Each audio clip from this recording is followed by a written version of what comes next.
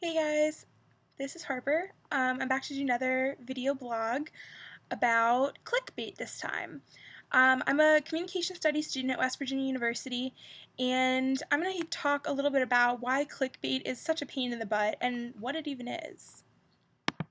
So, clickbait is a way for advertising companies to get people to click on stories where they have advertising, and it's all for the benefit of the advertising. The stories can be completely false or made up or something silly, or maybe it's something relevant to what you're interested in, but it's really all based on the money of the advertisements.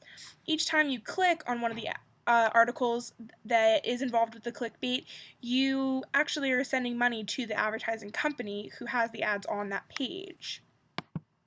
Along with clickbait, there's also something called echo chambers. And echo chambers are basically filters of what you want to see.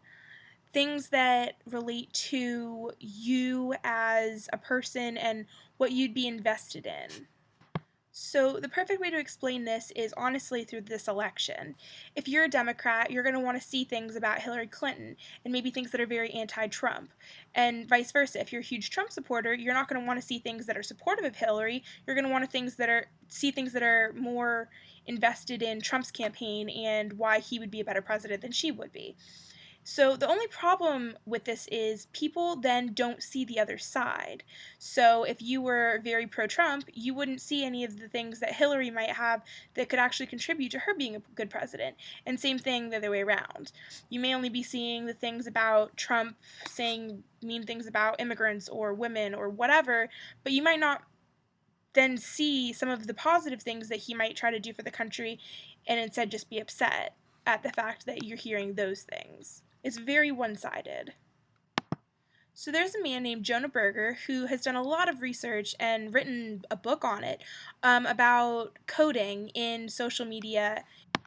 And so he is coded for emotion. And these emotions are something that make you click on different sites and different articles and stuff like that in relation to clickbait. So there's also been some interesting information that's come out about what makes certain clickbait more uh, exciting and more clickable than others.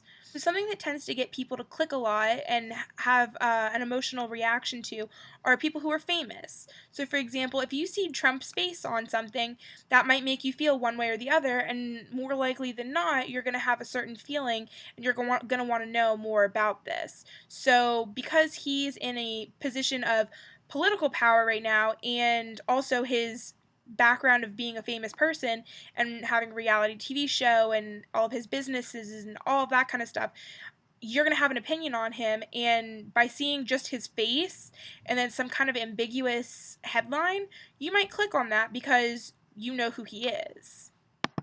Another thing is the incomplete action. So, for example, it could be something that is in a headline like, "You'll never believe what this person did," or he threw the ball this far or how far, or I don't know, something silly that will kind of get you to say, wait, I want to know the rest of that sentence. I want to know where that story is going. Enticing headline articles are also a huge thing.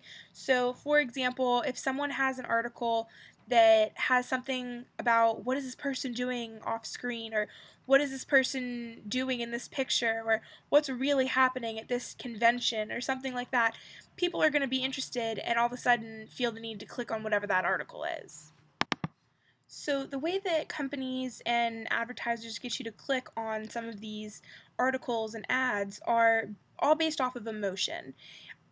Things that could be something of shock or anger or something that puts you in awe, or just different things that really get you aroused, because then you're going to have more of an emotional appeal to then click.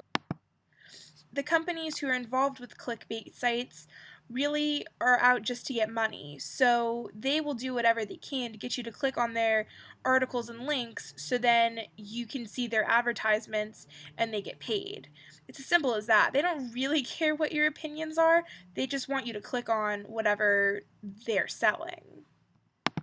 So, being on social media, that's actually one of the places you get influenced the most.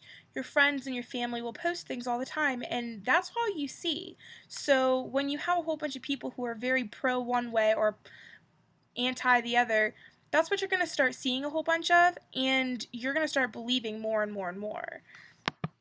So, along with this, there's this thing called the confirmation bias, which basically says that you want to know that your belief is correct or right. No one wants to hear that they're wrong, especially with opinions and beliefs. So, I guess the moral of the story is with clickbait, I personally find it super annoying. If I want to know something that's going on, I don't want it to be for necessarily anyone's benefit but my own. And I have a feeling a lot of other people feel that way too. But of course, advertising companies need to make money somehow. However, it is very annoying when people have to click through 6 different sites to get to what they want to see. Um, a popular example of this is on Facebook, how they'll say, like, oh, click on this link to see the top 20 best Halloween costumes or something like that. Then you have to personally click through every single picture, and each time a different advertisement will come up. That's all clickbait. And even though you're getting something out of it, maybe, by like the 6th or 7th click, is it really worth it? Are you getting enough information to want to keep going to the last picture? Especially things that have like hundreds of pictures or stories that have different codes or different things that, maybe gamers want to find out. Well, wouldn't you just rather find it on the first click rather than go through 60 pages of it? Something else that's kind of cool to help you get around some of the clickbait that's out there is there's a Reddit feed that is save a click. um, I'll post a picture, and basically it's a link that has whatever the information that some company or advertising or story puts out there, but you don't have to click through 20 different things. So it might save you a whole bunch of time to get the same information that you were just looking for to begin with. Clickbait is totally legal, and there's nothing that you can necessarily do to stop clickbait from occurring on news feeds and stuff like that, but there's some cool ways that you can kind of get around it. So maybe you do want to check out the Reddit feed for something that you're looking for information wise that's a specific topic. Or just know that sometimes there's going to be links and articles out there on social media that are literally just trying to get you to click on them. It doesn't have anything to do with uh, the article itself or the information. It's just an advertising scheme. If you have any questions or have any comments about clickbait or your own personal beliefs and opinions on it, please feel free to leave a comment. That's it for me. Thanks.